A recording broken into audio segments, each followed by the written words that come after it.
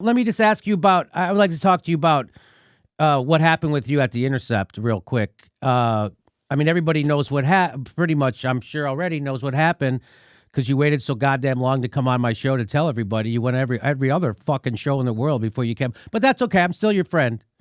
And when you were writing at The Intercept, despite your contract giving you editorial autonomy, your writing was suppressed. And it still blows my mind that the news outfit you helped found was censoring your work.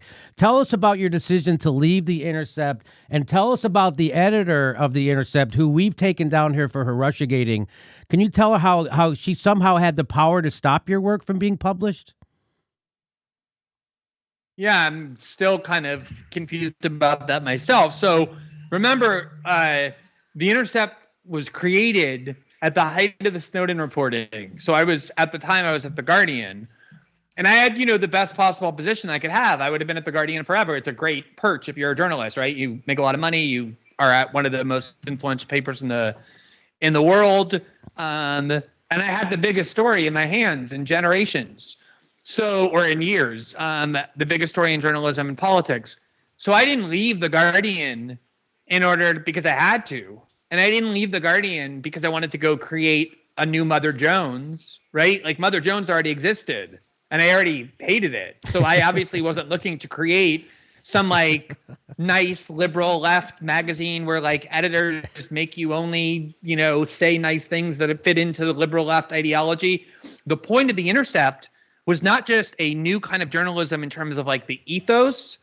It was supposed to be structured differently. I remember, I've known Matt Taibbi forever. And I remember Matt Taibbi would always tell me the story, which is Matt Taibbi's father was a fairly well-known and accomplished journalist in I think Boston, in the area where they grew up. And he would tell me he'd be around journalists all the time, like as a kid. So he would go out, for dinner to a bar with his dad and his dad's friends. They were all journalists. And they would all sit around talking about the news, and it was so fun. He would say like they were vulgar and funny, and they were just like, it was so spirited. And then the next day you would wake up and you would read their copy, and it was like so fucking boring. It was like drained of all its vibrancy and voice and personality. Why? Because editors were there flattening and hammering it into like this staid, formulaic, obligatory, acceptable to advertiser tone. And so when I started my journalism career, I started the way you started it. I didn't start a YouTube channel. I started a blog spot, and I would just go into my blog spot every day and I would write what I felt about Bush and Cheney, and I would fucking hit publish. And I built an audience that way. And then when I moved to Salon and The Guardian, I said, I'm only going to come and work with you if you let me continue to work under those conditions, which is no editor touches what I do except in very rare circumstances when I ask. And obviously I didn't leave, and they said, okay. And I didn't leave The Guardian to create a new news outlet built on my reputation and my work to impose on myself greater editorial restrictions and less freedom than I had before. Obviously, I built The Intercept. The idea was it was going to be a journalist-run publication where editors were there just that you picked and chose to like that you trusted to like make suggestions about how your work could be improved, but they weren't going to be the bosses. They weren't going to be the people that like dictated how you had to speak and write. I wanted to create a news outlet that gave that same freedom to other journalists that I always had for myself in my career. And slowly over time, because we chose not to run it, because I didn't want to be in budget meetings and HR meetings and corporate bullshit and lawyers, I wanted to do my journalism. We knew we had to get a manager. The idea was that manager would basically report to us. We would pick the editor-in-chief, and the idea was she was basically there to fulfill our vision. And over time, once we had John Cook, who used to be at Gawker, it didn't work out. He left after about 9 months, and then we got Betsy Reed from The Nation. And over time, her vision diverged from at least mine. I don't want to talk for about Jeremy or Laura, who left very shortly after Betsy got there. Jeremy's still there. But it gradually became a standard liberal left publication, especially after Trump won, because they were very sensitive because we did the reporting on the DNC and Podesta emails because that was our job. We exposed corruption on the part of the DNC. So for 4 years, they heard from, the people at the New York Times and NBC and their friends in Brooklyn, oh, you guys helped Trump win. You shouldn't have been reporting on these emails. So they resolved, like, now we're not going to do this again. We're going to become good Democratic Party soldiers. And so, as I saw the Intercept morphing into something I not only didn't like or recognize, but that actually made me sick, I figured, you know what, at least they're still not fucking with my journalism. Like, they're still giving me the stuff that I want. When I did my Brazil reporting last year, they paid all the criminal lawyers I needed when the Bolsonaro government tried to prosecute me. They paid my 24-hour security that I needed because of death threats. They, stood behind the reporting. So I was like, all right, as long as you're not fucking with my reporting, I'll let you use my name and fundraise off me and stay, even though you're not what I like. Just stay the fuck away from me and I'll stay away from you and we'll be over in different corners. So that was the only rationale I was clinging to for staying. So when in the week before the election, I decided I wanted to write about the Hunter Biden emails, in large part because I knew they were afraid to do so. And the only article that they published about it was one by Jim Risen, which said, which quoted the fucking CIA, the Intercept, the thing that I created to be opposed to the national security state, quoting the CIA, claiming that Russia was behind this story and therefore you should ignore it. I was so offended that was the only thing that they had that we had published about it, that I said, you know what, I'm going to write my own story about it, saying what it is that, and this is the kind of story, Jimmy, I wrote without editors for 15 years. And suddenly they descended on me like fucking vultures looking for a meal. Like I was filled with meat, and they're just like, oh, we see you're writing about this. We need to put this through our editorial process. And then you saw the email. The last email was like, we're not publishing this unless you take out all the parts about Biden. Feel free to bash the media, but not Joe Biden. And I said, fuck you. And I quit because I'm never, ever going to allow somebody to tell me what. Imagine if you started the Jimmy Dore show, turned into a success, and then someone somehow came in and was like, Jimmy, you can't say this on the Jimmy Dore show. And you'd be like, what the fuck? I didn't start the Jimmy Dore show for someone to tell me what that's how I felt. So I was like, fuck you. I'm not staying at a place that's going to tell me what I can and can't say. And I quit and I left. So this is obviously a big grift that you would leave such a high-paying job where they were taking care of all your bills to go, work for considerably less money and start all over again. I mean, it's obvious you're just a nefarious grifter who isn't sincere in his beliefs. It's so funny because the way The Intercept is funded, as you know, it's funded by a billionaire. And I know there's a lot of conspiracy theories around on the left about his influence, but the reality is he gave us the money that he promised. He swore he would never be involved in our editorial process, and he kept his word. And I'm not there anymore. I have no reason to say that if it's not true. He is not the problem. He never fucked around with The Intercept. He really didn't. And he was a huge Russiagate, Pierre Omidyar. And while he was paying me, I was writing one screed after the next against Russiagate. He was funding those Never Trump goons, like those neocon. He was funding all that. And I was bashing them. So it was like the U.S. funding both sides of a civil war. He never once, no one ever said to me on his behalf, hey, can you stop at least bashing the organizations he funded? He wasn't the problem. But but because it was funded by this billionaire, and we were we're a 501c3, which means we had no advertisers. The Intercept has no advertisers, no subscriptions, and therefore no pressure of any kind to produce journalism with huge salaries. Everybody there gets above market salaries. It's the easiest place in the world to work. You make a huge salary. No one ever pressures you to work. You just take a couple months off. No one gives a shit. No one has to produce. If you and because I was the one who co-founded it, I was making them more money there than anybody. And not only was I making more money there, but as you say, they were paying for my very expensive. The Bolsonaro government is still trying to put me in prison. I have the most expensive criminal law firm in Brazil representing me because I'd like to stay out of prison. They were paying for that. They were paying for the 24-hour armed security that I have, the armored vehicles that I need to be able to go around Brazil safely in the Bolsonaro era in light of So I have 2 kids. I have 26 dogs, and I have a husband who, as I told you, is in public service. So he's not making a lot of money. He's a congressman. It was a huge gamble financially for me to leave The Intercept. If money were motivating me, I would have just parked my ass there for the next 10 years and never written again, and no one would have even given a shit. As it turns out, when I left, I still do have a very large audience. And on Substack, you can make a very good living. I'm still not making what I was making when you add on all the expenses and everything else at the Intercept, but I probably will end up making that. But I didn't know that. I took a huge gamble because I couldn't be at a place no matter I'm not for sale. Like, you could have tripled my salary at the Intercept and said, we're not going to let you publish this article. And I would have said, shove this money up your ass, because if you don't have integrity with your readers, if your readers don't believe that you're telling them what you really believe without letting anyone stop you from saying things, you're fucking worthless. I might as well go work for CNN if that's what I'm going to be.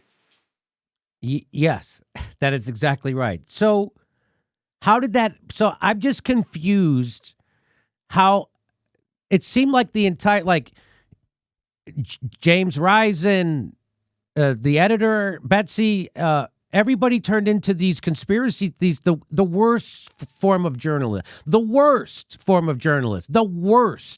Like the kind of stuff you would see Sean Hannity doing when Obama was president.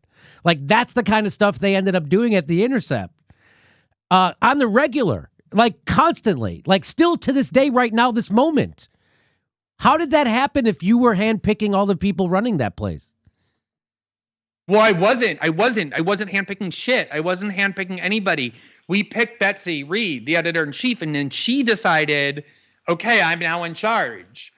And what happened was, after 2016, they were really traumatized by the criticisms they were getting, that they had helped Trump win by virtue of our reporting on Hillary. We did do a lot of reporting on Hillary. I got original documents from Guccifer, and I reported them with Lee Fong, because you know what? That's our fucking job. My job was not to be an aide for the Hillary Clinton campaign. If I wanted to do that, I would have gone and done that. That I chose instead to be a journalist, which means we did what our job was. And they were really traumatized after the election about being accused of having helped Trump win. And so when I started so vocally calling bullshit on the McCarthyite Russiagate scandal, that the Kremlin had infiltrated the United States, everybody was a Russian agent, the kind of stuff that McCarthy said, they freaked out because they felt like, wow, like the face of our organization is making us look even more pro-Trump now because he's so off key from our left-wing cultural circles. And so you know what they did? They went and hired 2 New York Times reporters, Robert Mackey and especially Jim Risen, because they knew that they would be able to counteract what I was doing. So they had, if you look at what Rob Mackey has done for the last 4 years, it's nothing more than just whatever like anti-Trump theme arises on Twitter for the day, like Trump lied, Trump posted some tweet that's not normal, you know, like with that, that's his thing. Like every day, whatever the anti-Trump theme of the day is, that's what he published that shit. So we looked anti-Trump. And then Jim Risen, who's a Pulitzer Prize winning reporter who I always have had a good amount of respect for. He broke the NSA story at the New York Times and won the Pulitzer for it. They felt like he was one of the few people who had the voice to counteract mine, and they brought him on to do Russiagate bullshit. And it just went full on, like every day that he wrote. He wrote like 5 times a year, but like when he wrote, it was like Trump is a traitor, Trump is beholden to Russia, what does Putin have on Trump, all that bullshit. There's still really good journalists to me at the Intercept. Like, I'm not just saying that. There really are. Like, there are people who want to do real investigative reporting. Ryan Grimm does do a lot of investigative reporting against the Democratic Party. So does Lee Fong. There's good people there. The problem is that the senior editorial leadership at the Intercept in New York all live in Brooklyn. They all come out of like liberal establishment magazines. Like Betsy came from The Nation, Roger Hodge, her deputy, came from Harper's. They're just creatures of liberal media cliche. And so they wanted to make sure that they weren't associated with what I was doing, and they just put all this pressure on people to get on board with Russiagate. And the reason they fucked up the reality winner thing that they let me take the fall for by never publicly accounting for what happened, the reason they sent those documents to the government recklessly and not protected the documents, she would have gotten caught anyway. She's not in prison because of that. But obviously that was a fucked up thing to do. The reason they did that is because Betsy was so eager to prove to the media outlets that we were supposed to attack and subvert, not be worried about like winning their approval. She was so worried about proving to like the New York Times and NBC and like Vox that we were willing to get on board the Russiagate bullshit, that she pressured those reporters. She's like, I need this document authenticated. I need to get this published. And that's why, as they will say, if the Intercept ever does its duty of providing transparency about what happened, that was why they were forced and rushed into sending those documents to the government without the proper precautions, simply because the senior editorial leadership of the Intercept was desperate to prove that despite my Russiagate skepticism, they were still good liberals on board with that narrative. So I had this conversation with Aaron Mate, who also won the Izzy Award for his debunking of the Russiagate narrative, and he was actually published in The Nation because of Katrina vanden Heuvel, ironically, at The Nation, where Betsy Reed comes from. So I often, so the way, because I don't come from journalism, I come from stand-up comedy. And so consequently, being in journalism, I'm not trying to win anyone's friendship or approval. I'm not trying to get any pats on the back, and I'm not trying to join their club, which is why I think I'm able to do so much of a better job than 99.99% of journalists on anything I decide to talk about, whether it be Venezuela, whether it be Syria, whether it be Russiagate, or whether it be your story. So, I tell Aaron Mate, it's like if I was at an organization that was Russiagate, I was at an organization that was Russiagating, and I would go into their studio every time I did a show, and I would tell people that people who are telling you Russiagate stuff are full of shit, and I would do that in their studio, and of course that made them really pleased with me. But I stuck it out because I thought, well, once the Mueller report comes out, they'll see. And then everything, and of course, that's not what happened. And I say to Aaron, like, how can you go to work at a organization that is doing McCarthy smearing on the regular and still sleep at night? And he says, well, you know, journalists have families, and I go, why don't you go sell fucking cars? That's got more dignity in it than writing for a piece of shit organization that is doing McCarthyism on the regular and misleading its fucking readers. What do you tell journalists to do, Glenn? Because what I tell them to do is go take your fucking dignity back and go get an honest job. That's what I tell them. And why? Anyway, what do you tell them? Yeah. No, but you know what?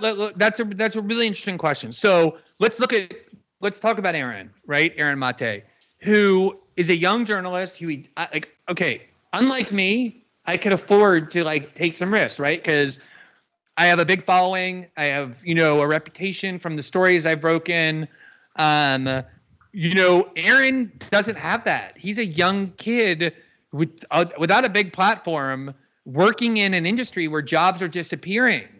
And he knew that if he positioned himself against Russiagate, that he would be cutting off huge amounts of job opportunities. And you know what? He was right. We published an article he wrote in 2017 because I demanded that we publish it. I actually edited it. I don't edit usually, and I was like, if you guys don't let him do it, I'll fucking edit it myself. I'll put my name on it, and then I'll just publish it myself. And it was a great article. It was about how Rachel Maddow had devoted 60% of her airtime to Russia at the expense of everything else. Do you know that I could not get Aaron published ever again at The Intercept? He would pitch Russiagate skepticism stories, and they would just not even answer. They hated him. I'll tell you another story. Right before the Julian Assange trial began, which is by far the greatest threat to press freedom taking place in this country, the attempted prosecution and extradition by the Trump administration of Julian Assange, I told The Intercept we have to cover these hearings, report on them, because so few news outlets are. And the deadline for getting credentials had passed. So I asked Julian's lawyers to give me the list of the journalists who had gotten credentials, and there were 3 people on the list. Richard Medes, the YouTuber, who I really liked, but I knew they weren't going to publish him. And then the only other one was Kevin Gosztola, who was writing on his blog, really detailed, smart reports. And I said, let's just hire Kevin, and he can. And they were like, we're not going to hire Kevin Gosztola because he's not he's not part of the in-group clique in the media that they care about. The New York Times doesn't think Kevin Gosztola is good. That's not a coup for us. We're not going to associate ourselves with some left-wing dirtbag. This is how they think, Jimmy. And I think, like, you know, I saw, like, in the last 2 weeks, there's always been a lot of hostility toward me in the media among corporate journalists. It's definitely skyrocketed since I left The Intercept. And I think in part because they figure, like, I don't even have 1 foot anymore in the club, so they can let their hatred for me loose.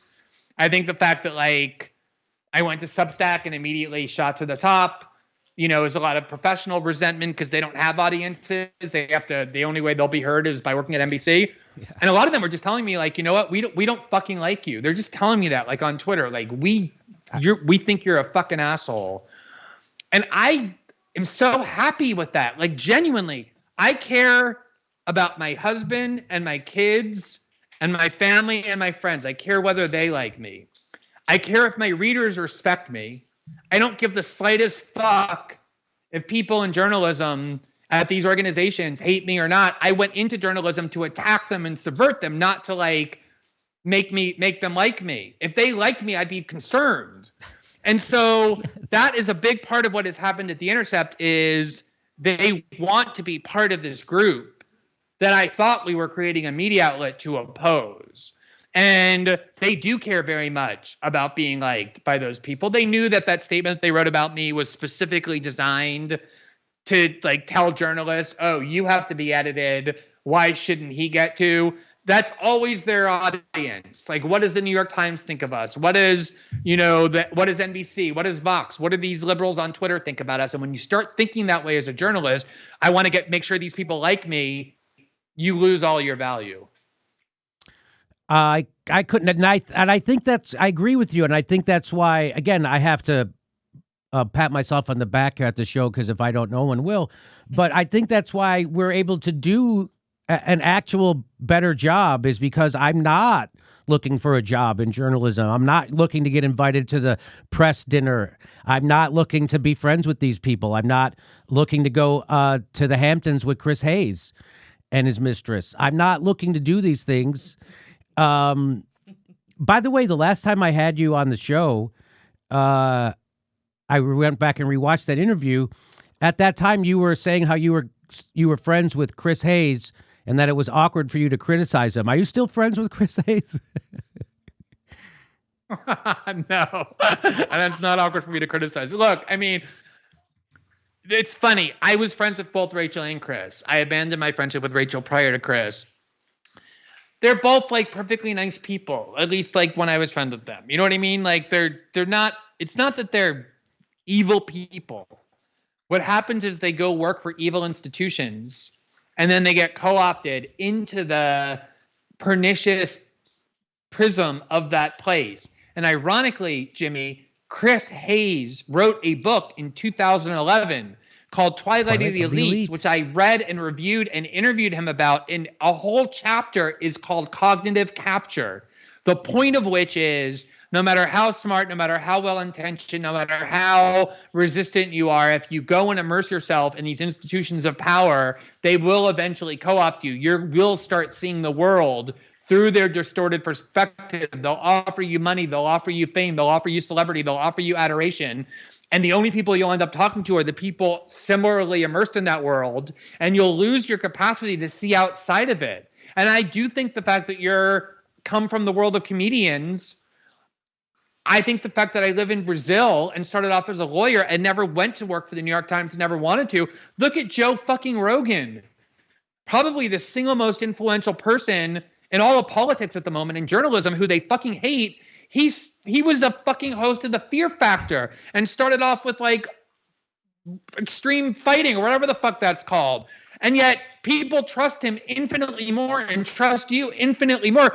If one of those little dweebs from, like, NBC or CNN that tries to get people kicked off Facebook and Twitter were to go and, like, just do their own YouTube channel, they would have 3,000 people at most watching. They have no audience of their own. That's why they hate you. It's why they hate me. It's why, like, they hate Joe Rogan, because by being emancipated from the constraints under which they live, the things to which they're captive, not only are we freer as people, but we can actually reach a bigger audience than they can and have more career success. And what's happened to Chris is, I don't think he has a mistress. I think he's faithful to his wife, I guess, but he definitely has at least a second home. And when you have multiple mortgages on massive homes, like a huge fucking thing in Brooklyn Heights or wherever the fucking Brooklyn he lives, and some big house in the Hamptons, it's like golden handcuffs, they used to be called when I went to work in Wall Street as a lawyer right after law school. It was like, no matter how much money you make, it's never enough, because every time you make more, you buy more, and you're more dependent on those things. And then you can't escape. You're a slave. It's golden handcuffs. And he knows. I won't say that he told me, but a MSNBC host once told me that they don't just get show by show ratings, they get segment by segment ratings. And that if you put somebody on to criticize the Democratic Party, you can watch the ratings plummet. You see the people turning their channel. So if you have, 2 different homes and 3 kids and a wife who likes your $4 million a year salary from Comcast, you're not going to fucking do anything to jeopardize it. And then eventually, because you need to sleep well at night, you're going to convince yourself that the reason you're not putting Russiagate skeptics on your show and the reason you're not putting Democratic Party critics on your show is because Russiagate is true and the Democratic Party is the salvation. That's what you have to tell yourself in order, not to slit your own wrist for what you're doing. And that's what they do. There's no way Rachel Maddow and Chris Hayes believes anything they say about Russiagate is true. They are 100% willing tools of the establishment. They are willing to be a cog in an evil wheel, which makes them evil. There's sins of omission, there's sins of commission. They do both. And what makes it more insidious is that Rachel is gay and Chris is a nerd. So normally people on the left think, well, a homosexual wouldn't be immoral. They're good people. And a nerd wouldn't be a fucking lying tool of a war machine, of a death machine, would? Yes. Both the answer to those are yes. Yeah, and so that's what makes them even more insidious. It's like they're like the Barack Obamas, right? What made Barack Obama so insidious? Or Kamala Harris, or Susan Rice, or Michelle Flournoy, or Pete Buttigieg. That's the tool. That's the tactic of neoliberalism. You pick. You drape the fucking Raytheon building in the rainbow flag, and you have the CIA celebrate Women's Day, and you have Boeing donate money to Black Lives Matter. This is what they do. They exploit woke ideology and culture war issues to make the left and liberals think that they're their allies and march behind them, and they put black faces and gay faces and female faces onto corporatist and militaristic policies to soften them, like we started off beginning by talking about the Pentagon wanting to make Obama the face of the war on terror, knowing that it would drag people into supporting it and making it think it was actually benevolent rather than evil and malignant. I didn't write this joke. I saw it on the Twitter. Someone said a perfect Democrats in 1860 would have been bragging about their first transgendered slave owner. Yeah, well, I don't know if you remember, but Freddie Dore, several years before he kind of dropped away for a while, had the best tweet, my favorite tweet ever. He said, liberalism in the 21st century is demanding more gender diversity on the Boeing panel entitled How to Make a Deadlier Drone. That's exactly right. Hey, everybody, this is the part where I tell you where all our live shows are, but there aren't any. And then this is where I tell you to join our premium program and get extra content, but nobody's got a fucking job. So just enjoy the video.